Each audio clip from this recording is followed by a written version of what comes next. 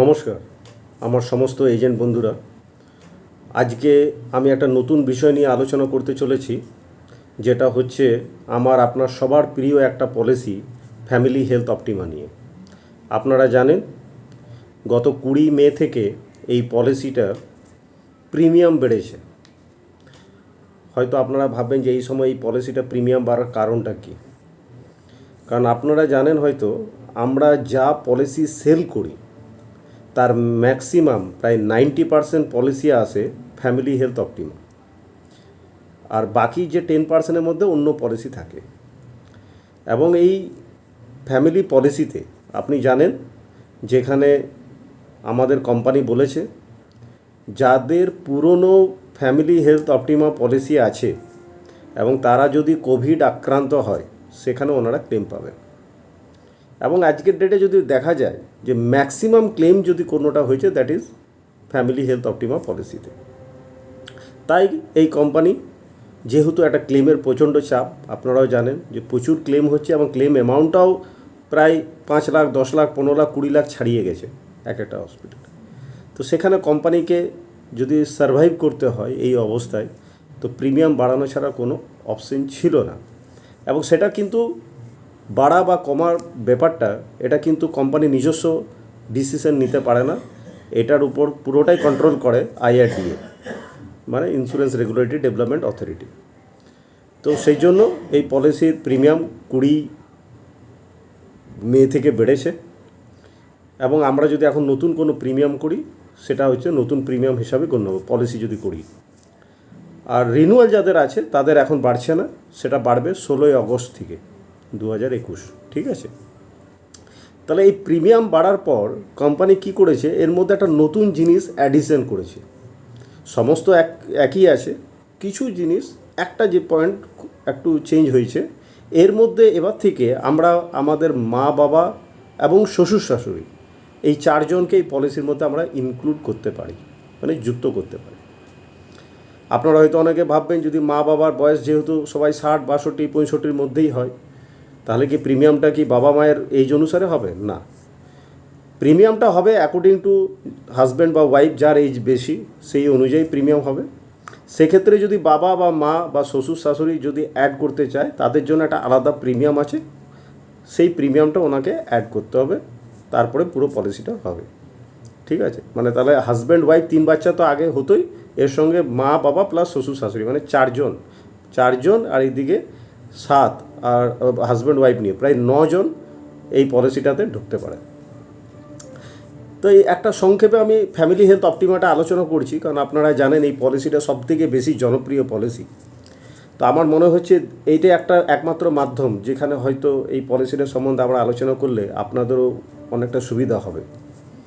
আপনারা জানেন যে এই পলিসিটা প্রথম কথা হচ্ছে ফ্যামিলি নাম মানে ফ্যামিলি হিসাবে ধরা হয়, মানে যেখানে হাজব্যান্ড ওয়াইফ বাচ্চা, হাজব্যান্ড ওয়াইফ 3টে বাচ্চা পর্যন্ত হয় সেখানে ফ্যামিলি। এটা সিঙ্গেল পলিসি নয়, এটা যদি ফ্যামিলি হিসাবে যখন নামটা ফ্যামিলি আছে তার মানে বুঝতে পারছেন এই পলিসিটাতে ফ্যামিলি মানে যেখানে বিবাহিত স্বামী স্ত্রী বা তাদের বাচ্চা নিয়ে এই পলিসিটা হয়। সবথেকে আগে আপনাদের জানা উচিত বা আপনারা জানেন হয়তো যে এন্ট্রি এজটা হচ্ছে এই পলিসিটাতে একটা বাচ্চার বয়স মিনিমাম 16 দিন হতে হবে, আর ম্যাক্সিমাম 65 বছরের লোক এই পলিসিটাতে এন্ট্রি দিতে পারে, মানে 65 ইয়ার্স ম্যাক্সিমাম। আর আপনি এটাও বলে দিচ্ছে, অনেক সময় আমরা খুব ভুল করি, 65 বছর 11 মাস 29 দিন পর্যন্ত আমাদের এখানে 65 বছরই ধরা হয়। কোনো মানুষের বয়স যদি 66 বছর 1 দিন হয়ে যায় তাহলে সে কিন্তু আর এই পলিসিটাতে এন্ট্রি নিতে পারবে না। 65 বছর 11 মাস 29 দিন পর্যন্ত এই পলিসিটাতে উনি ঢুকতে পারবেন, 1 নম্বর। বাচ্চার বয়স হতে হবে 16 দিন, আর ছেলের বয়স ম্যাক্সিমাম হতে হবে বাচ্চার 25 বছর। এখানেও আমি বলে দিই 25 বছর 11 মাস 29 দিন পর্যন্ত উনি ঢুকতে পারবেন। যেই 26 বছর 1 দিন হয়ে গেলে সেই বাচ্চা কিন্তু এই পলিসিটাতে আর এন্ট্রি নিতে পারবে না। অতএব এইগুলো একটা ছোট্টখাটো জিনিস, কিন্তু এগুলো খেয়াল করবেন, অনেক সময় এগুলো ভুল হয়। কারণ আমরা এখানে মেডিক্লেমে সবসময় হয় অ্যাকচুয়াল যেকে ডেট অফ বার্থ যাকে বলে অ্যাকচুয়াল বয়স। LICর ক্ষেত্রে যেমন 6 মাস লাস্ট বার্থডে এই হিসাবে ক্যালকুলেশন হয়, এখানে কিন্তু না, অ্যাকচুয়াল ডেট অফ বার্থ, ঠিক আছে। তাহলে এন্ট্রি এজ হয়ে গেল। এরপরে যেটা আসে সাম ইনশিওর্ড, আপনি জানেন যে এই পলিসিটাতে সাম ইনশিওর্ড ম্যাক্সিমাম 25 লক্ষ আর মিনিমাম 3 লক্ষ, 3-এর পর 4, 4-এর পর 5, 5-এর পর 10, 15, 20, 25 লক্ষ পর্যন্ত নিতে পারা। এবং রিনিউয়ালটা হচ্ছে লাইফ লং, মানে একটা লোক যদি 80 বছর 90 বছর পর্যন্ত বাঁচে এই পলিসিটা কিন্তু কন্টিনিউ হবে। যদি কোনো ব্যক্তি বয়স যদি 60-এর উপরে হয়, কারণ এই পলিসিটাতে এন্ট্রি এজ তো 65 বছর, কিন্তু কোনো মানুষ দেখা গেল 60-এর উপরে তার এজ এবং সে এই পলিসিটাতে ঢুকতে পারবে, সেক্ষেত্রে কিন্তু উনি 100% ক্লেম পাবে না, 80% ক্লেম পাবে। যা বিল হবে 20% ওনাকে পে করতে হবে। এটাকে বলা হয় 60-এর উপরে যদি কেউ কোনো মানুষ এই পলিসিতে ঢোকে, এন্ট্রি নেয়। এবার কেউ যদি 59 ইয়ার্সেও এন্ট্রি হলো বা 55, তার ক্ষেত্রে 100% ক্লেম উনি লাইফ লং পাবেন। ঠিক আছে, এই জায়গাটা একটু বোঝার আছে। যদি কেউ 60-এর নিচে এন্ট্রি করে সেক্ষেত্রে উনি 100% ক্লেম আজীবন পাবেন, যতদিন চালাবেন। আর যদি কেউ 60-এর উপরে যদি কেউ এন্ট্রি নেয় সেক্ষেত্রে পলিসিটা কিন্তু ক্লেম পাবে উনি 80%, 20% ওনাকে পে করতে হবে। পলিসি টার্ম অবভিয়াসলি আমি জানেন 1 বছরের পলিসি হয়। এবারে এই পলিসিটার মধ্যে কিছু বেনিফিট আছে, যে বেনিফিটগুলো আপনার সঙ্গে একটু ডিসকাস করব। প্রথম যদি কোনো বেনিফিট হয় সেটা আপনারা হয়তো জানেন যে এই পলিসিটাতে একটা বেনিফিট হচ্ছে নো ক্লেম বোনাস, যেটা প্রত্যেকটা পলিসি থাকে এটা থাকে। নো ক্লেম বোনাসটা হচ্ছে এই পলিসিটাতে ফার্স্ট ইয়ার 25% বাড়বে যদি কোনো ক্লেম না হয়, আর তার পরের বছর থেকে 10% বাড়ে অফ দ্য সাম ইনশিওর্ড, এবং সেটা বাড়বে লাস্ট 8 বছর পর্যন্ত, এবং টোটাল 100% হয়ে যাবে 8 বছরে। তারপরে কিন্তু আর বাড়বে না, মানে 5 লাখের পলিসিটা 10 লাখ হয়ে যাবে। তাহলে প্রথম বছর কত বাড়ে? 25%, আর নেক্সট ইয়ার থেকে সাম ইনশিওর্ডের 10%, 10%, 10%, 10% করে বাড়তে বাড়তে 8 ইয়ার্সে যে টোটাল 100%, তারপরে কিন্তু পলিসিটা বাড়বে না। এটা হচ্ছে নো ক্লেম বোনাস। যদি কোনো ক্লেম না হয় তবেই কিন্তু এই বোনাসটা বাড়ে। তারপরে হচ্ছে রিচার্জ বেনিফিট। এটা একটা কোম্পানি এক্সট্রা একটা বেনিফিট দেয় এই পলিসিটাতে, যেটা অন্য পলিসির মধ্যে নেই। রিচার্জটা হচ্ছে, ধরুন আমি সাপোজ 3 লাখের পলিসি নিলাম, আমার 3 লাখ খরচা হয়ে গেল, আমার 4 লাখ খরচা হলো, তাহলে আরও 1 লাখ টাকা তো আমাকে হসপিটালকে দিতে হবে। এক্ষেত্রে কোম্পানি বলছেন না, 3 লাখ যদি আপনি পলিসি করেন তাহলে কোম্পানি আরও 75,000 টাকা আপনাকে এক্সট্রা দেবে, মানে 3,75,000 টাকা পর্যন্ত আপনি ক্লেম পাবেন। ঠিক আছে, এটাকেই বলছে রিচার্জ বেনিফিট, যার জন্য আপনাকে কোনো এক্সট্রা প্রিমিয়াম দিতে হবে না। 4 লাখের যদি আমি পলিসি নিই তাহলে 4 লাখের ক্ষেত্রে আমি আরও 1 লাখ টাকা এক্সট্রা পাবো, মানে 25%। তাহলে 4 লাখ প্লাস 1 লাখ মানে 5 লাখ টাকা পর্যন্ত ক্লেম পাবো। আর 5 লাখ থেকে যদি আমি 25 লক্ষ পর্যন্ত সাম ইনশিওর্ড নিই সেক্ষেত্রে কোম্পানি করে দিয়েছে 1.5 লাখ টাকা পর্যন্ত ফিক্সড, মানে 5 লাখ তো পাবোই, উপরন্ত আরও 1.5 লক্ষ টাকা আমি ক্লেম পাবো, মানে 6.5 লক্ষ টাকা আমি 1 বছরে ক্লেম পাবো।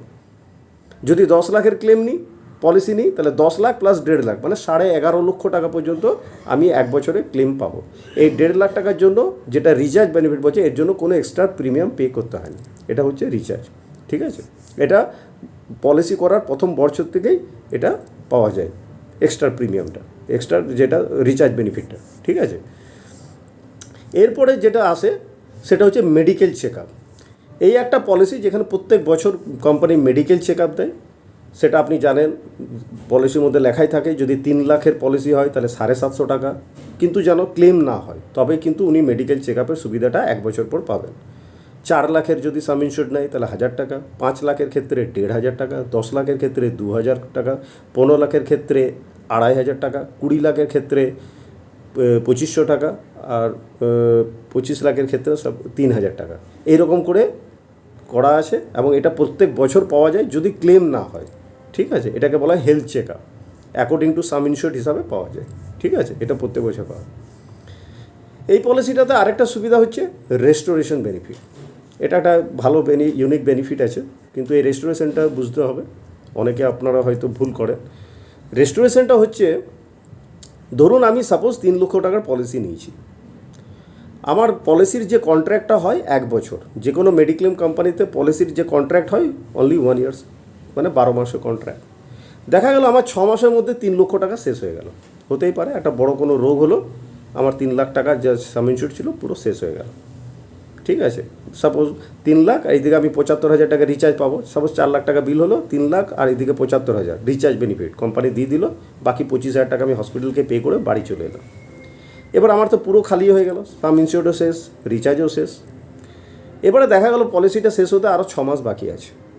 তাহলে এই 6 মাসে তো আমি আমার ফ্যামিলির আবার কোনো ক্লেম হতে পারে, তাহলে তো আমি আর ক্লেম করতে পারবো না, কেন কি আমার তো সব শেষ। এইখানে কোম্পানি বলছে আপনার রেস্টোরেশন বেনিফিটটা পাবে।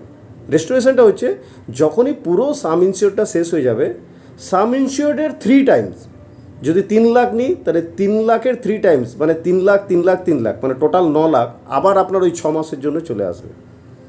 আবার যদি আমার কোনো রোগ হয় বা আমার পরিবারের কারো যদি কোনো ডিজিজ হয়, আমি যদি হসপিটালাইজড হই, তাহলে কিন্তু ওই 9 লাখ টাকা পর্যন্ত 3 লাখ 3 লাখ 3 লাখ করে আমি আবার ক্লেম পাবো। আমার যদি 5 লাখের পলিসি থাকে, পুরো 5 লাখ শেষ হয়ে গেল, প্লাস রিচার্জ মানে 1.5 লক্ষ টাকা মানে 6.5 লাখ টাকা আমার পুরো শেষ। তারপরে 2 মাস বা 3 মাস যাই বাঁচুক, ওই 2 মাস 3 মাসের জন্য 5 লাখের 3 টাইমস মানে আবার 15 লক্ষ টাকা পর্যন্ত আমি ক্লেম নিতে পারবো। কিন্তু এইখানে একটা জিনিস জেনে রাখা দরকার, যে রোগের জন্য আমার প্রথম সাম ইনস্যুরেন্সটা শেষ হয়েছে, সেই রোগ যদি আবার আমার হয়, তাহলে কিন্তু আমি রেস্টোরেশনের বেনিফিটটা পাবো না। আমাকে হতে হবে ওই রোগ বাদ দিয়ে অন্য রোগ।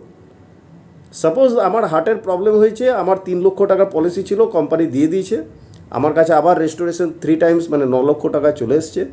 আবার যদি আমি ওই হার্ট রিলেটেড নিয়ে ভর্তি হয়, আমি ক্লেম পাবো না, মানে হার্ট বাদ দিয়ে আমার অন্য রোগ হতে হবে। হ্যাঁ, আমার পরিবারে অন্য কারোর হার্টের প্রবলেম ডেফিনেটলি হতে পারে, সেক্ষেত্রে আমি কিন্তু যে ডিজিজ সেম পার্সন এটাতে পাওয়া যায় না, এই বেনিফিটটা পাওয়া যায় না, মানে নতুন রোগ হতে হবে, তবেই রেস্টোরেশনটা এই পলিসির মধ্যে সুবিধাটা পাওয়া যায়। ক্লিয়ার? তো এটা গেল রেস্টোরেশন। এরপরে যে সুবিধাটা আসে আরেকটা বেনিফিট, সেটা হচ্ছে RTA বেনিফিট মানে রোড ট্রাফিক অ্যাক্সিডেন্ট। এটা অনেকে আপনারা জানেন না, এটার মধ্যে আছে। আমি যা সাম ইনস্যুরেড নিই 3 লাখ 4 লাখ 5 লাখ, 25% মানে আমার যদি 2 চাকায় কোনো অ্যাক্সিডেন্ট হয় এবং আমি যদি হেলমেট পরে থাকি আমার নন ড্রিঙ্কিং অবস্থায়, যেটা অ্যাজ পার গভর্নমেন্ট রুল, আমার যদি অ্যাক্সিডেন্ট হয়, সেক্ষেত্রে আমি যা সাম ইনস্যুরেড আছে সে তো পাবোই, ওপর থেকে 25% আরও কোম্পানি এক্সট্রা দেবে। এটাকে বলা হয় রোড ট্রাফিক আছে। সেটা কিন্তু অনলি ফর 2 চাকা গাড়িতে অ্যাক্সিডেন্ট হতে হবে। কোনো 4 চাকায় যদি অ্যাক্সিডেন্ট করি, তাহলে আমার এই 25% আমি এক্সট্রাটা পাবো না। ঠিক আছে, সেখানে আমি সাম ইনস্যুরেড যা থাকবে, রিচার্জ থাকবে, সেই খরচাগুলো পাবো, বাট 25% এক্সট্রার যে খরচাটা আমি পাবো অনলি ফর 2 হুইলার অ্যাক্সিডেন্টে। ক্লিয়ার? এটা গেল মেন যেটা বিষয়বস্তু আছে, মেন ফিচার্স। এরপরে আপনারা জানেন এই পলিসিটাতে 3 লক্ষ আর 4 লক্ষ টাকার সাম ইনস্যুরেডে আপনি রুম রেন্ট পাবেন ম্যাক্সিমাম 5,000 পার ডে হিসাবে। ম্যাক্সিমাম 5,000 মানে আপনি জেনারেল বেড বলতে পারেন, আপনার এখানে অ্যাভেল করতে পারবেন। আর 5 লাখ থেকে 25 লাখ টাকা সাম ইনস্যুরেড নিলে আপনি একটা যে কোনো হসপিটালে single standard AC room avail করতে পারবেন। এটা মাথায় রাখবেন, মানে একটা সিঙ্গেল স্ট্যান্ডার্ড এসি কেবিন যাকে বলা হয়, সেটা আপনি পাবেন ম্যাক্সিমাম 7,500 টাকা, যার পার ডে হিসাবে আপনার এটা ধরা আছে।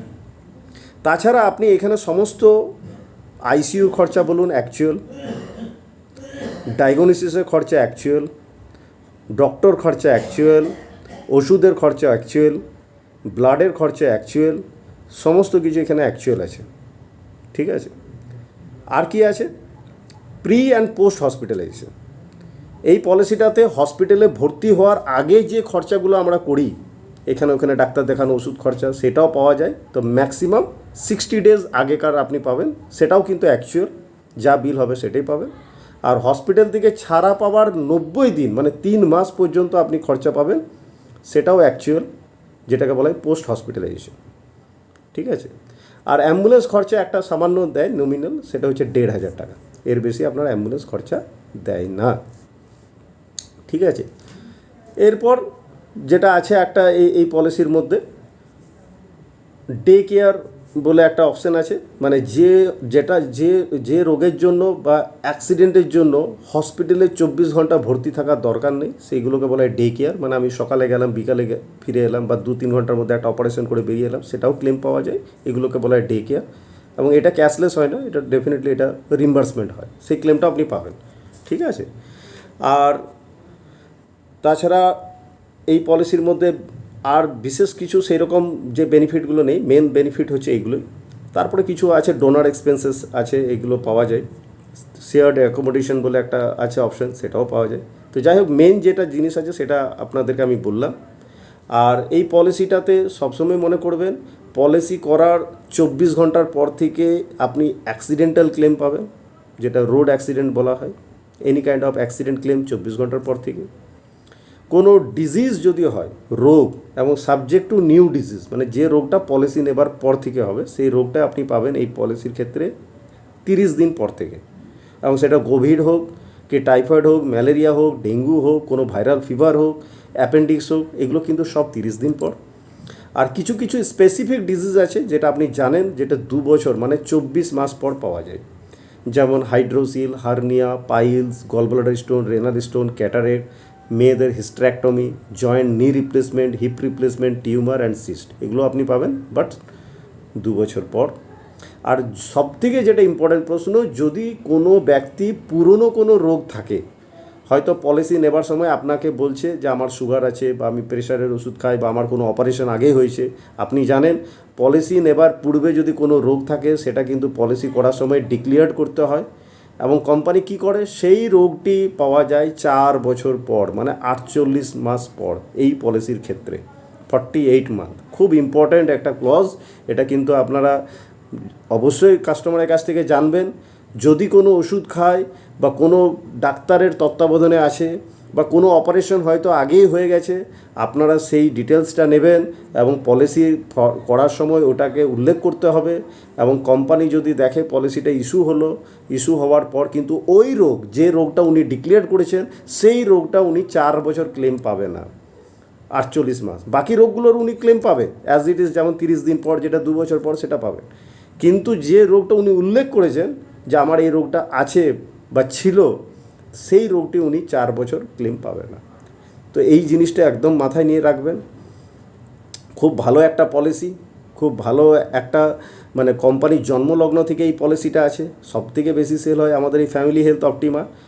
খুব দুর্দান্ত একটা পলিসি। এবং সবথেকে ভালো ব্যাপার, এখন এই পলিসির মধ্যে আপনি কাস্টমারের মা, বাবা, শ্বশুর শাশুড়িকে অ্যাড করতে পারবেন।